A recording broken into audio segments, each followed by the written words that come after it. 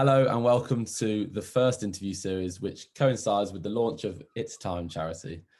As you may already know, we're a new charity that has been established to make the world a better place for young adults who've experienced parental loss. So thank you very much for joining us today, Jen, and agreeing to open up on some of your experiences. To kick things off, it would be great if you could just introduce yourself and tell us a little bit about you, where you are currently and what you're up to in life at the moment. Wonderful. Hello, I am Jen, and I live in Chesham in Buckinghamshire. Me and my partner bought a house a few years ago, so we're just trying to still decorate it and sort it out in that way. And I run my own theatre company, which is what I did at university and did my master's in. So I feel very lucky that I'm doing something that I absolutely love and have always had a passion for. And yeah, that's it. I perform, I make work still, and I absolutely adore running a company with children and young adults and making work along the way. Awesome. No, that's an extremely rewarding line of work, which I'm sure everyone would agree is very commendable indeed. And dramatic. Yeah, absolutely. So Jen, between ourselves, we know why you're here and having this conversation today, but it'd be great if you could just outline some of the details regarding the loss that occurred in your life and tell us a little bit about how that came about. So I lost my dad when I was 24, and my dad had always been in my life quite a poorly man. When I was just 4 months old, he'd had a quadruple heart bypass. Obviously, this whole thing went over my head as a baby, and growing up, it wasn't a main focus. Like, he was on his tablets and he was making sure he was at the hospital appointments. But I've had a very much normal childhood, or I would definitely say a blessed one, with my parents and my brothers and sisters. And when I got to about 18, he began to become more poorly, and that was when he was diagnosed with heart failure. And the years after that it was very much a known cloud above us that his time was spared, and that things were coming to an end because of the operation he'd had and the operations he'd needed. And the heart was just so very tired and had been working so hard for such a long time. We were offered, well, my dad was offered some pioneering work, which as a family we absolutely jumped to. And the operation said that it would give him a further 2 years, which as a family was, unbelievable. And it meant that he might be able to see me graduate and all of those things that you just really want as a child or a young adult. And subsequently, the operation gave him 2 years and 1 day. So it really did do what it says on the box. But I think what was slightly difficult for us as a family was the night before he had to have like a 2-year review. Obviously, they give you 2 years, you get reviewed upon this. And on his 2-year review, they'd said to him that he had done unbelievably well, and that he was actually doing far better than expected. So therefore, he could live up to a further 15 more years, which my whole family took as such like the most incredible news. And I was living in Chichester at the time where I studied, and he called me and said, it's the best news possible. We've potentially got a further 15 years. And your mind just goes off, and suddenly I could see him walking me down the aisle and playing with my children and having the future that I'd thought for so long wasn't going to be there. But unfortunately, the next morning, I had a phone call from my brother to say that Dad has suffered a major heart attack that morning. And again, I don't know if it's naivety, I don't know if it's films, I don't know what, but I just believed that with a heart condition that he would simply pass away perhaps in his sleep. I know obviously that's the best thing you could ever wish for, but or maybe he would have just a big heart attack and almost die there and then. You know, you don't really think about that much, but I never thought that we would be where we were. So my mum did an insane job on CPR, which was then taken over by the paramedics. And when he actually left our house, he had a heartbeat. But unfortunately, he was classified brain dead completely. Like 7 different parts of his brain had turned off, which is actually really unusual. Normally one whole side gets affected, or one like section, but somehow 7 different parts are kind of, the lights have gone off in those areas.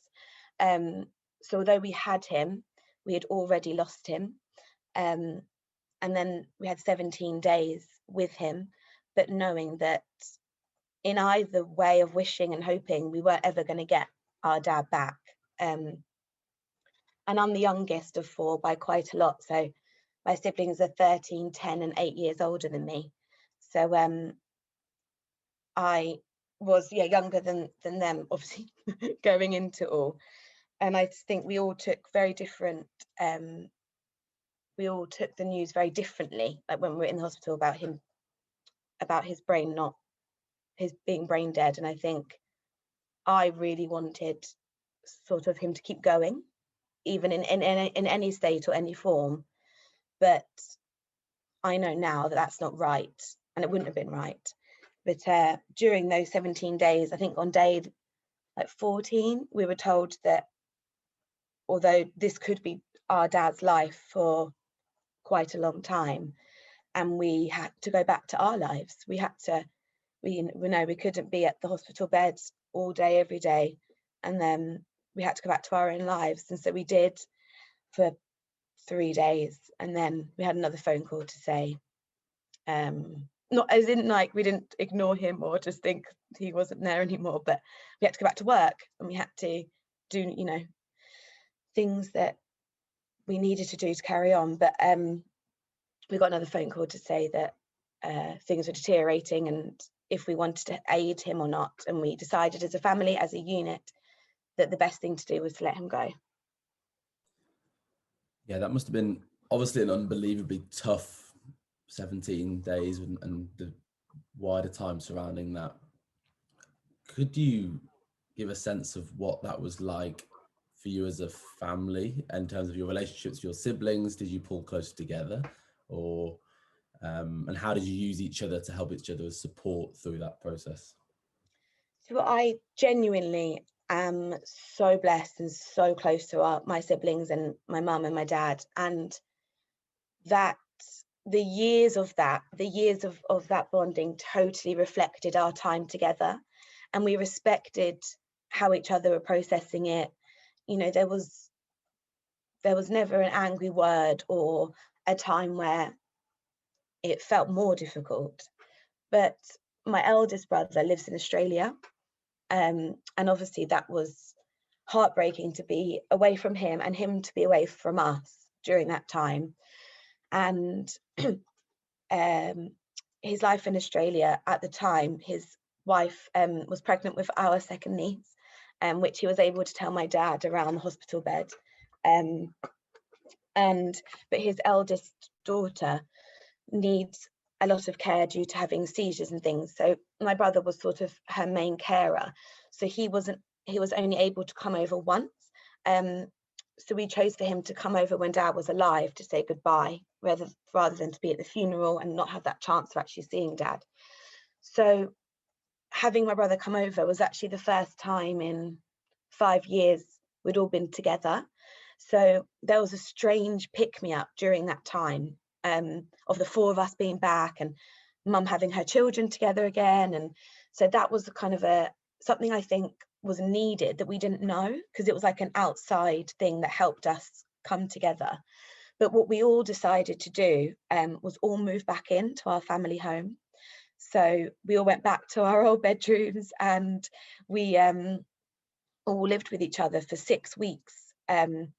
So the sort of 3 weeks that Dad was in hospital, the 2 weeks leading up to the funeral, and 1 week after. And that really helped us. So we were kind of back to the way things used to be, which obviously I think made it apparent there and then that we didn't have the man of the house. And I think having that initial knowledge of things being so different helped our process, because if we hadn't have all moved back in, it would have been a Sunday roast or something that we'd come back to. And I think that would have been like nervous about going back into the house, about, you know, being together in a house where it was mum and dad's. I think that would have been difficult, but the fact that we all just went in straight away. And then we had a very much an open door policy. So I can't even tell you the amount of money we spent on red wine, tea bags and curry during the weeks that he was in hospital. My dad is one of 11, and my mum one of 5. So when I say that door was always knocking, it really, really was. And we kind of created this sanctuary for people to come to. They would put on the kettle, they would open the red wine themselves by this point, and they would just talk to us about Dad. And we very much created an environment where his name was to be spoken during this time. Stories needed to fill the kitchen, like the kitchen would always be busy, and we very, very much indulged ourselves in what we loved the most together. And honestly, we laughed a lot together. Like, we played silly games when none of us could sleep. We were silly, and we laughed, and we had so much fun, and we spoke so much about memories. And as I said, the house was never empty. There's already all of us, 4 children, my 3 siblings, partners, or one was in Australia, and then my mum, and then all the aunties, uncles and cousins that you could think of filling the room. So yeah, that really, really helped. Definitely. I think the aspect of coming together and sharing memories and stories is so important. And to laugh and to have that positive memory of your dad and the times you had with him.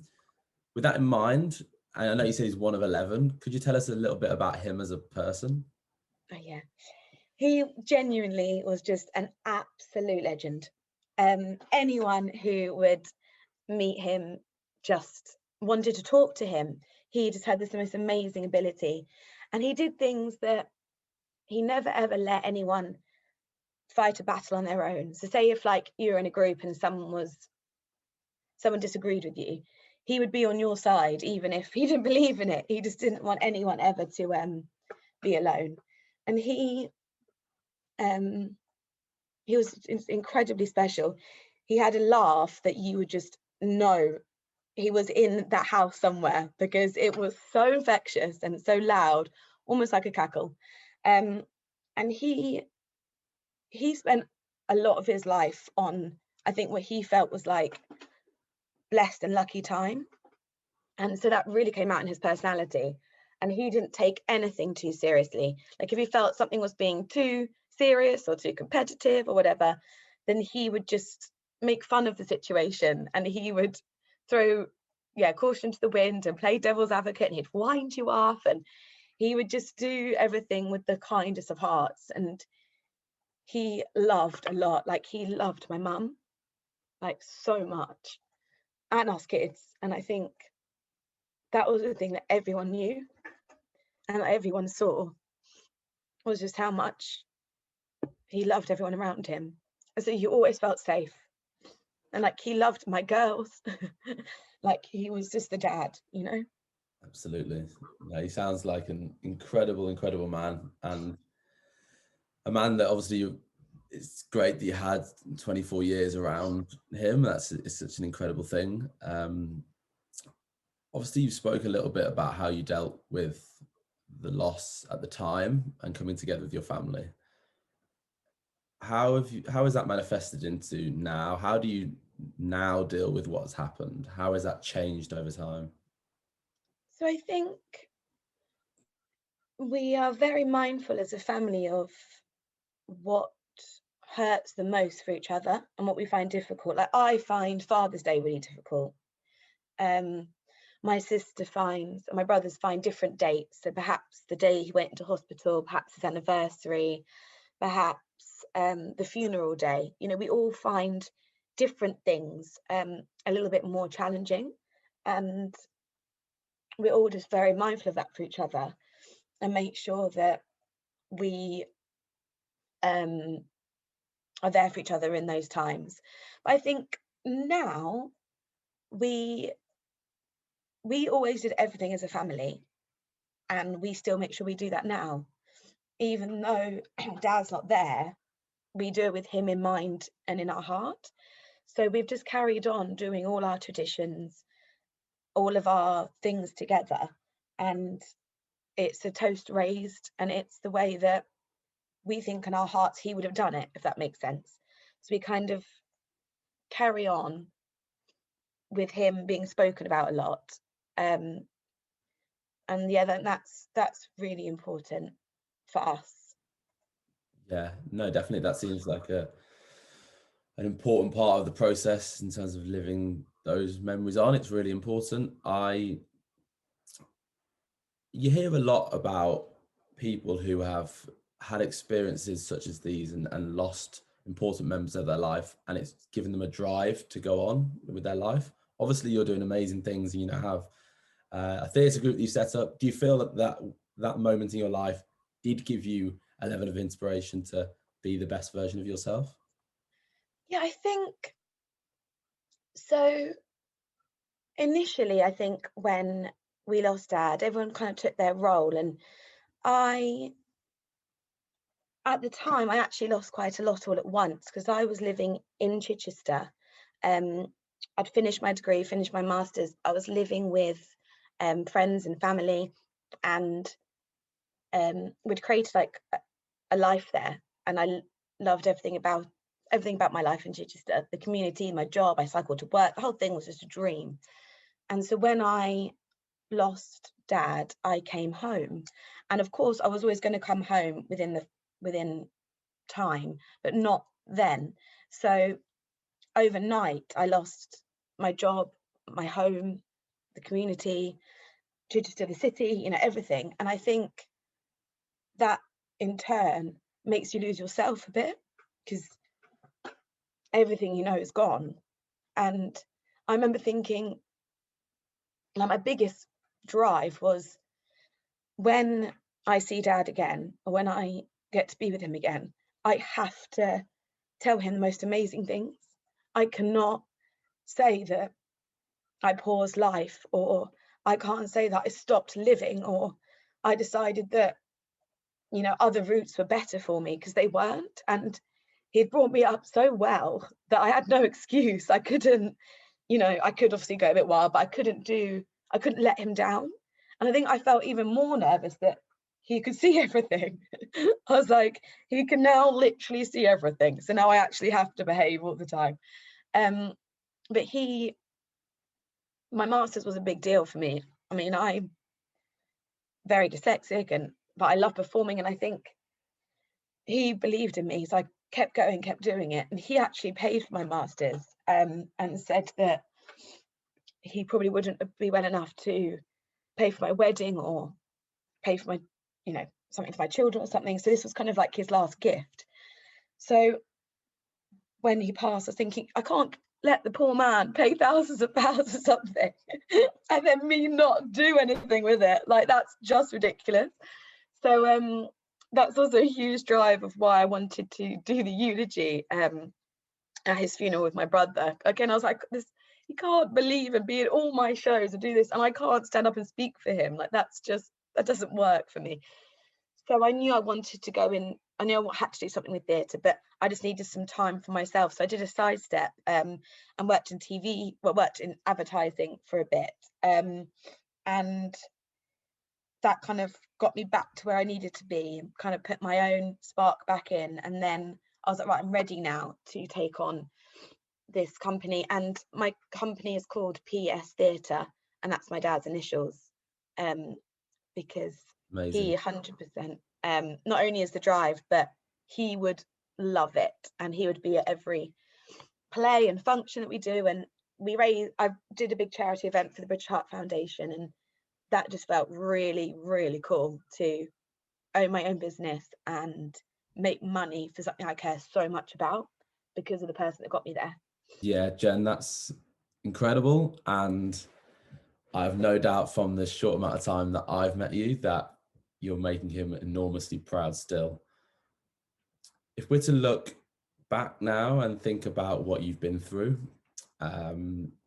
is there one bit of advice that you could give to other people that are potentially going through a very similar circumstances or a difficult time dealing with something similar? It would definitely be to ask for help. I think I went to bereavement counselling, and that was one of the best things I did. And I think the reason for that is it's such a lonely time. And, you know, I spoke about my family, and my friends are just incredible, but it's so lonely. You can be in a room full of people who know how, like, who get or have lost the same person, but you still feel on your own. It's very, very strange, I think, in that respect. And yeah, I think definitely, like, just ringing your GP and just saying, I think I'd really benefit from bereavement counselling, because it's bereavement counselling is its own like unit, which I didn't even realise. I thought, you know, it was just counselling, but bereavement counselling was really, really helpful. And I think just, this sounds really strange, but not caring about what other people think. I think I put a lot of pressure, which caused a lot of anxiety on myself, to, like, what happens if I went to that party? Or people think I don't care? Or if I'm smiling in a photo 3 months later, or people think that I'm over it, you know, and all those things that you don't want to be, and you don't feel at all. But I think that was really important for me, is just the loneliness, but knowing that that's okay, because there is that support. Because the hardest thing is having this whole life change, but life still has to carry on as normal. Like, it's the phone calling for them, it's accidentally pouring them a glass of wine, it's ordering a drink for them at the bar, it's having that chair that you can't sit in because it's theirs, you know, these massive life things. But you've got to go to work, you've got to do such normal life, and you're like, hang on, why isn't the world stopping? Why is time moving on? And unfortunately, it will always move on, and it's what you do in it that counts. And you are allowed to talk about them, you are allowed to laugh, to cry, you're allowed to make mistakes, you're allowed to not know why you've done certain things, and it doesn't matter. It really doesn't matter. And it's a huge part of the process. 100%. Yeah, I think that's a really nice bit of advice. And you only have to see in this conversation today that we've laughed, we've been upset. Yeah. And these are all emotions that are completely normal. So that's a really good bit of advice, I think, to round things off. Thank you very much, Jen, for joining us and opening up on something that's obviously really important in your life. And hopefully that's been of help to a few people watching.